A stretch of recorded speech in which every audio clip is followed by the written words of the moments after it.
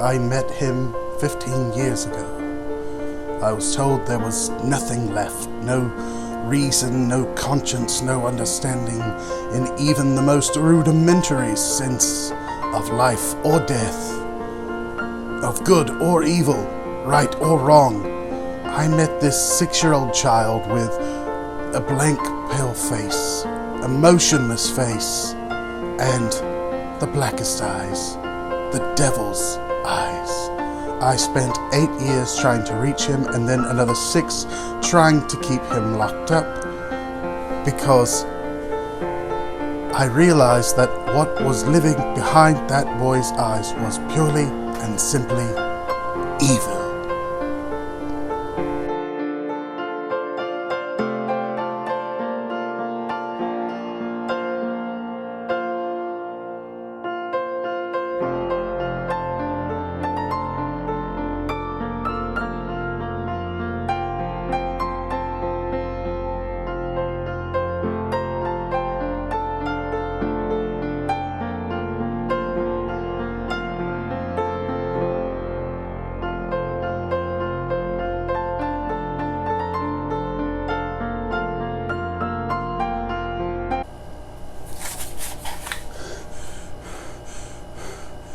I can't breathe in that thing.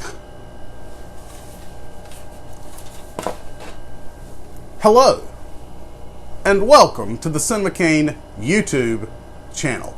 Today, we're going to be talking about the Halloween franchise. In fact, for the next several videos, we're going to be talking about the Halloween franchise because there is a lot to cover here. We're talking about, well, with the movie coming out this year, by the time this comes up, it'll probably be out. It'll be 13 movies in total to cover. So, how am I going to do this? Because I only upload on Monday and Fridays, you know. Well, I'm going to do it by grouping them together in an order that makes sense to me. So, to begin with, we're going to start with John Carpenter's Halloween, the direct sequel, Halloween 2, Halloween H2O, and Halloween Resurrection. The grouping may seem odd, but I will explain. Originally, Jamie Lee Curtis made Halloween and Halloween 2. And she took an extended break from the franchise and came back 20 years later with Halloween H2O. Then, she has a brief appearance at the beginning of Halloween Resurrection. That is why I'm grouping all of these films together, is because they're part of the original franchise and they're the 4 that Jamie Lee starred in. I'm calling it the Strode Quadrilogy, or the Sister Series. So, to begin with, 1978's Halloween, John Carpenter's Halloween. What can be said about Halloween that hasn't really already been said? I mean, it truly is a bona fide classic. The original Halloween took a lot of inspiration from movies that had come before it, but specifically Alfred Hitchcock's Psycho. I actually heard Carpenter say in an interview one time that without Psycho, there wouldn't be a Halloween. Originally titled The Babysitter Murders, and produced for a budget of somewhere around like $200,000, which is insane when you look at the amount of money that the original Halloween has made over the years. It's still one of the most successful independent films of all time. Carpenter knew one thing that I feel like a lot of other horror directors have forgotten how to do. Wes Craven knew how to do it. Carpenter knew how to do it. Sean Cunningham knew how to do it. And that was to create the sense of anywhere in America. And when I say anywhere in America, I mean it couldn't happen here in America. You had suburban streets in the case of Halloween. You had a camp in the case of the Friday the 13th series in Crystal Lake. You had Springwood, Ohio, again suburban streets. But the truth of the matter is, without the idea of it couldn't happen here, I don't think any slasher movie, particularly Halloween, would be as successful as it is. Another thing Carpenter knew how to take great advantage of was subtlety. Things like Michael Myers' deep breathing over the phone. It may seem like, oh, well, that's just him breathing heavy because he's in the latex mask. Yes, but it's also an unnerving thing. Or what about the fact that he lumbers rather than runs? He doesn't walk, per se. A lot of people say he walks. And yeah, there's a little bit of walking involved, but he also lumbers towards his victims, his prey, whatever you like. The reason that's important, at least to me, is because it says, hey, look at this guy who's so tall, wearing this creepy William Shatner mask, and it works. It's difficult to explain why it works, but it works. And part of the reason that it works is because on top of the atmosphere and on top of the lighting, which in this movie is perfect, everything's in shadow, everything's in orange, it feels like fall. It feels like Halloween. It feels like it did when you were a kid. But on top of all of that, you've got Carpenter himself, who wrote this beautiful, brilliant, perfect score that is as iconic, if not more so, than John Williams' Jaws theme. In fact, in my head, they work on the same level because they're both played at the same end of the piano. Halloween is a true bona fide classic. If you've never seen it, you definitely owe it to yourself to watch Halloween this October. And hell, if you feel like it, maybe watch all the Halloween franchises. I mean, the Halloween franchise is one of those things that has gone on forever. And I foresee it will probably go on forever still. Because Mustafa Akkad, the executive rights holder and producer of the Halloween franchise, was once asked how many Halloween movies he would make, and his answer was to copy the late Donald Pleasance's answer, which was, I'll probably stop at 22. Well, they're only at 13, so they've still got a ways to go. Now, on to Halloween 2. Halloween 2 came out in 1981. Halloween 2 was a direct sequel to the original 1978 Halloween, and to me, it's the best sequel in the series. Just gonna put out my personal opinion right now, because Halloween 2, at least to me, is far and above all the other sequels. I'm sorry to all the fans that think Halloween 4 is the next best, or Halloween H2O is the next best. Personally, for me, it doesn't get any better than Halloween 2. The reason it doesn't get any better than Halloween 2 is it feels like a direct sequel to Halloween 2. John Carpenter was a producer and a writer this time around. And yes, he composed the score again. However, Rick Rosenthal was in the director's chair this time. And to me, I feel like he was somehow able to copy Carpenter's style perfectly. And I'm sure a lot of that has to do with the fact that they brought back Dean Cundey as the cinematographer again. For those of you who don't know, Dean Cundey is a famous cinematographer within the realm of cinema in general. He was the cinematographer on Back to the Future and Jurassic Park, cinematographer on several early John Carpenter movies. He's just a brilliant cinematographer. His lighting is legendary. And again, everything is cast in shadow, except there's a little bit less orange going on this time around, and for some reason they chose to go with green, but to me that's a very good Halloween color too. I don't know why. It works really well, especially because it was that like olive green from the 70s that was all over everyone's appliances back then. The thing that makes Halloween 2 work is a lot of what made Halloween 1 work, and that's the dynamic of Dr. Loomis chasing Michael Myers. We get a lot of resolution to the first film, like bodies being found that were not found in the first film. We get Sheriff Brackett coming back and having to go home halfway through the night, and Loomis being left with deputies. We get to meet characters that were only mentioned in the first movie, although only briefly, and what I'm specifically referring to is the death of Ben Tramer moment in Halloween 2. It's a brilliant sequel. It's a brilliant follow-up, and the reason it's brilliant is because of the fact that when a lot of people make sequels, they don't think about, well, what do fans want to see? Well, they don't want the exact same thing, but they kind of want the exact same thing. That, to me, is where the mindset of John Carpenter was with this, because even though he created something that a lot of people took umbrage with, which I'm referring to Michael Myers and Laurie Strode being siblings, even though he created that in this, because it was the era was the era of Luke, I'm your father.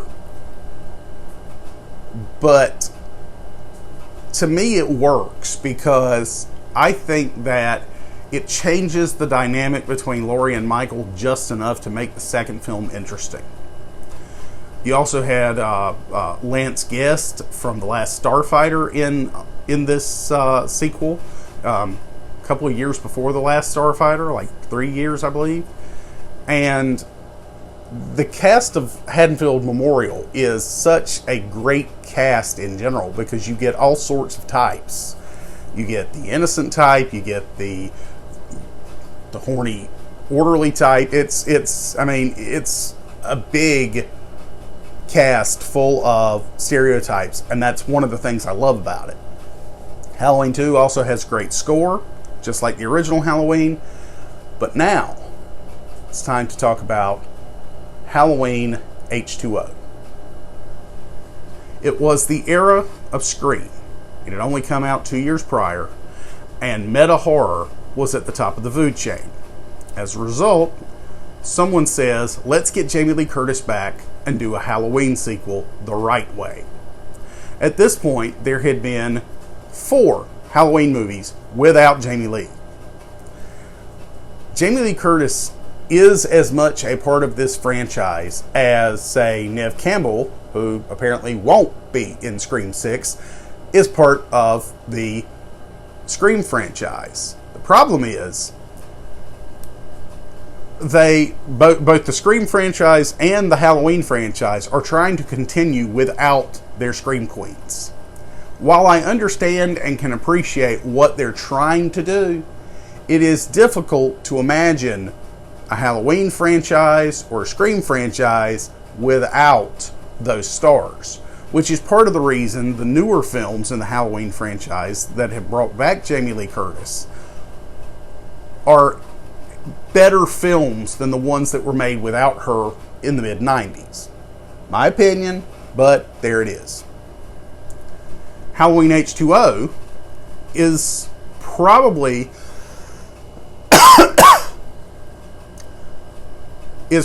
my third favorite film in the franchise. Not just because Jamie Lee's back, but because it's got a great cast of young supporting players.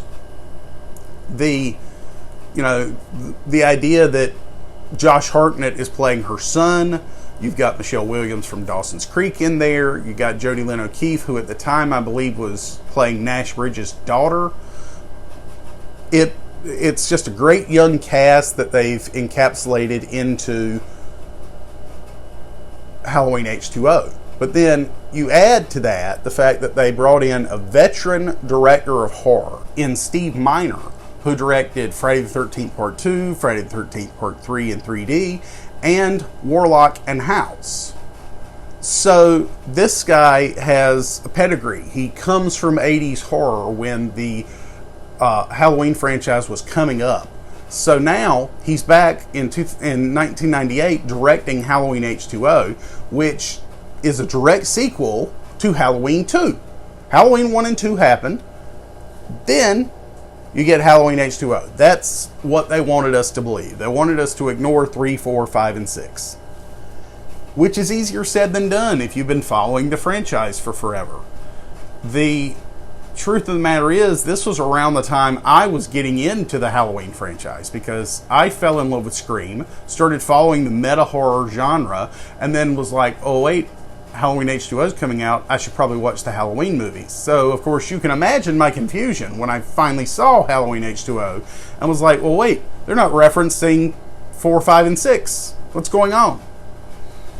Well, I'll tell you what was going on. They were reshuffling the deck. They were trying to bring Michael Myers back to where he was when he was at his scariest in the first 2 films, because he had definitely lost some of that over 4, 5, and 6. I'm not saying they're bad movies, but we'll get to that when we get to that. Part of the reason I wanted to group these particular films together was because Halloween H2O, Halloween 2, and the original Halloween all have this great, almost trilogy-like story. Like, you could have ended it with Halloween H2O and have been like, wow, Laurie Strode's story is complete. But the studio wanted more. So, Halloween Resurrection. They brought back the director of Halloween 2, Rick Rosenthal. As a Halloween 2 fan who thinks it's the second best film in the franchise, you can imagine how I felt on seeing Rick Rosenthal's name in the credits. Rick Rosenthal single-handedly killed the original Halloween franchise and allowed it to be rebooted by Rob Zombie. Don't believe me? Oh my God, this is the worst pile of crap I have ever seen. It is a terrible Halloween movie. It's a terrible horror movie. The only thing that works a little bit in this movie is the relationship between the characters. Because everything else in this movie, you find yourself going, really? Oh, that has to be planted. That has to be planted by the... So, I realize I should probably explain this before I go into what I'm about to say, which is this.